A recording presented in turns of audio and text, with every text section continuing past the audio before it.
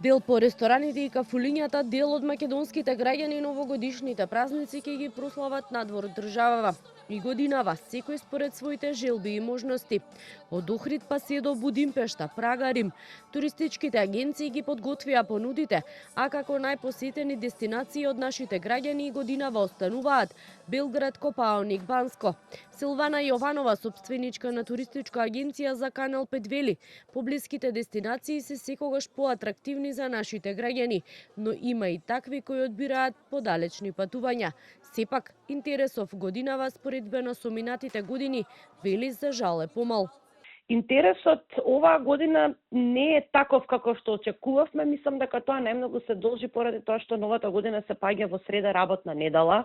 Нормално тука се потребни повеќе слободни денови, меѓутоа има интерес секако. Што се однесува на цените на новогодишните аранжмани, дефинитивно има нека одредено покачување, сега некаде е повеќе, некаде е помалку, зависи од дестинацијата, меѓутоа тоа не се должи на желбата агенците да ги покачат цените, туку поради природното зголемување на цените на сместувањето, на превозот. Голема понуда има и за прославите по кафулињата и рестораните. Од туристичко-угостителската комора за Канал 5 велат, изборот е голем. Иако на 2 недели пред дочекот на новата година капацитетите не се целосно исполнети, очекуваат во следните неколку дена, како и секоја година, сликата да се промени. Цените се коректни, ако гледате во споредба со соседството, ние имаме стварно коректни цени и по рестораните, и по аранжманите што ги нудиме за новогодишните празници.